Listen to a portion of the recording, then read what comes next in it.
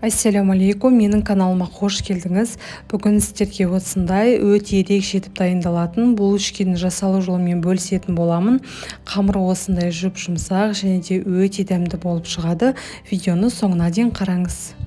Ең алдымен өлшеніп алған қантымызды, тұзымызды және де ашытқымызды салып, сүтімізді біртіндеп құятын боламыз. Және де сүтіміз міндетті түрде жылы болуы қажет.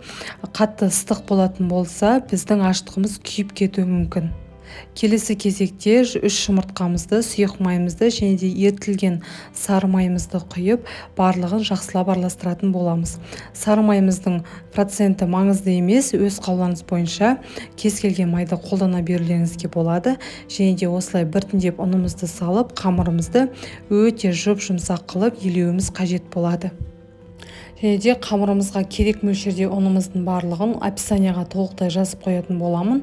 Өлшеп қолданатын болсаңыздар, сіздердің қамырларыңызға тура жететін болады. Және де қамырды осылай қолымызбен басқан кезде жұп-жұмсақ болуы керек. Одан кейін осылай ешқандай қамырға салмақ тастамай, осылай жақсылап илеп шығатын боламыз. Және де бетін жауып 1 сағатқа көтерілгенше қоямыз. Келесі мак пен қантымызды араластырып қоямыз, яғни бұны қамырымыздың арасына себетін боламыз.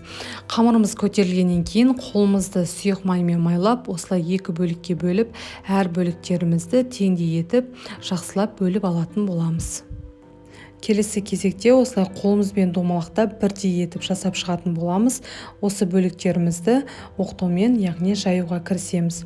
Ешқандай ұн қолданбаймыз, тек қана сұйық майдың көмегімен осылай жақсылап жайып шығатын боламыз. Қамырымызды жайып болғаннан кейін ерітілген сары майымызды жағып шығатын боламыз. Және де арасына мен қант пен макты қолдандым. Одан кейін осылай орап, жақсылап видеода көргендеріңіздей оралған бөлігіміздің ортасынан осылай пышақтың көмегімен бөліп, яғни жүрекке ұқсатып, әдемілеп жасап шығатын боламыз. Қалған булочкаларымызды дәл осылай жасап шығатын боламыз. Өте әдемі болып шығады деп ойлаймын. Және де ең алдымен кішкене көтерілгеннен кейін жұмыртқамызды бетіне жағып, қызып тұрған духовкамызға жарты сағат көлемінде 150 градуста пісіретін боламыз. Міне біздің ерекше етіп дайындалған булочкаларымыз дайын болды. Шайға өте дәмді болып келеді. Міндетті түрде дайындап көріңіз. Видеоны соңына дейін қарағаныңызға үлкен рахмет. Каналыма тіркеліп қоюды ұмытпаңыз. Барлығыңызға ас болсын.